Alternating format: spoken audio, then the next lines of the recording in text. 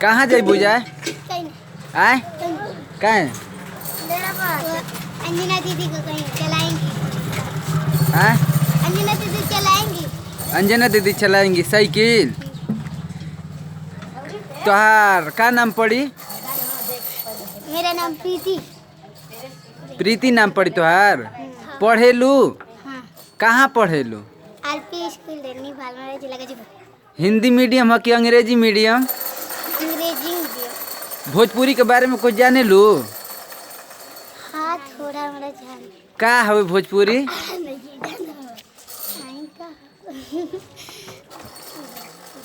जाना पड़े तो बता दे हम क्या।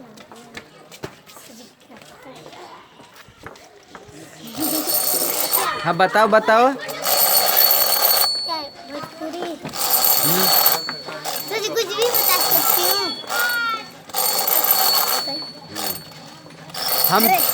हम जानल चाहतनी कि भोजपुरी जाने लू का चीज हवे? भोजपुरी का है?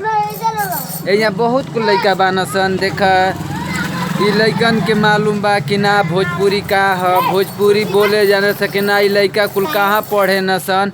हाउ एगो लइका खेलत तटे कूदत तटे। हाँ बचवा तोहार नाव का पड़ी? विवेक। कहाँ पढ़ेला? आरपी स्कूल अंग्रेजी मीडियम स्कूल है कि हिंदी मीडियम? अंग्रेजी मीडियम। अंग्रेजी मीडियम। तू तो पहनावा ओढ़ात टाइप सूट बूट वाला लागत अला। हाँ बताओ बताओ बताओ। हम तुमसे एगो पूछल चाहता नहीं। और ही बच्चा हाउ हाउ एगो लइका बटे बच्चा आवत है यार ता आओ आओ आओ। कहाँ पढ़ेला तू? RP school. यानी यहाँ जे केहू बटे कुल जना आरपी स्कूल के बाला जका। आरपी स्कूल अंग्रेजी मीडियम है कि हिंदी मीडियम? अंग्रेजी मीडियम। अंग्रेजी मीडियम। हिंदी मीडियम स्कूल के बारे में जाने ला जा? नहीं का होला? हिंदी मीडियम में भी जैसे इंग्लिश मीडियम पढ़ाया जाता है वैसे ही पढ़ाया जाला बल्कि उनमें हिंदी कम पड़ेगा। अच्छा ये बात बटे।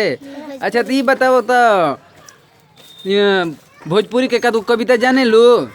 भोजपुरी के कविता। हाँ क्यों कविता जाने लू? नहीं ना। हिंदी का? हिंदी कविता। हाँ हिंदी का कविता। इंग्लिश का पोयम। इंग्लिश का पोयम माल आवेला तो तनी सुनाओ तो देखी तो। He prayed well who loved well both man and bird and beast. He prayed best who prayed best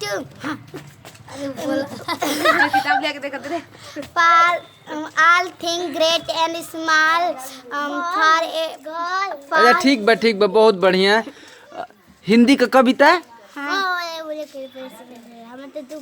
क्यों याद बटे तनी बताओ तो सुनाओ तो। हम तो जानते हैं भोजपुरी बोल लेता लो जा हो। तनी भोजपुरी कविता सुनाओ जा। हिंदी कविता सुनाओ तो हिंदी। हाँ हिंदी कविता। अबे ख्याल करबू कौन सुनैबू हम जल्दी सुनाओ। हाँ एगो औरी है बचिया बिया। हाँ हाँ तोहार नाव का पड़ी?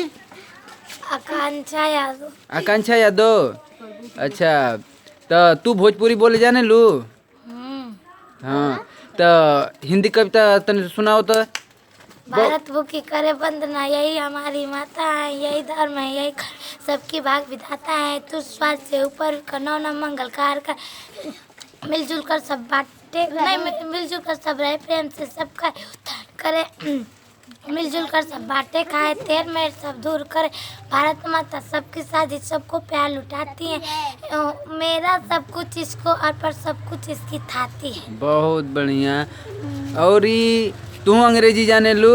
हाँ अंग्रेजी जाने लू तो अंग्रेजी कविता सुना तो लुका आवेला। बहुत बढ़िया। तोहार बच्चों का नाम पड़ी? लइका ई लइका तो भागल जाते एकरा के भोजपुरी औते नहीं खे। भोजपुरी बोले ही नहीं खे जानत। तो देखो लेके खेल तटे कोनो बात नहीं। बच्चा पढ़े ल आओ है आओ बताओ पढ़े ल बताओ बच्चा पढ़े ल कहीं आय तुम्हार का नाव पढ़ी बताओ अपन नाव बताओ। पढ़े ल कहीं ना पढ़े ल कहीं ना पढ़ेला तब तो अपन माई बाबू खातिर बड़ा ई ठीक काम नहीं खो करत पढ़त नहीं खो त तोहर नाव का पड़ी नाम बताओ अपन बिट्टू नाम पड़ी बहुत बढ़िया। तो ई हमनी का भारत देश का गांव के स्थिति बाटे।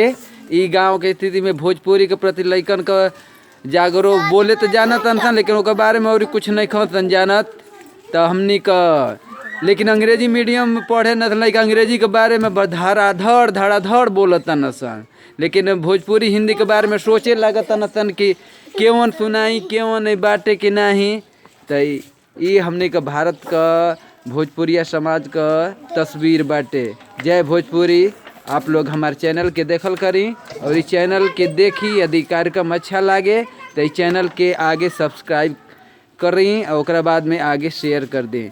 धन्यवाद। जय भोजपुरी जय भोजपुरी।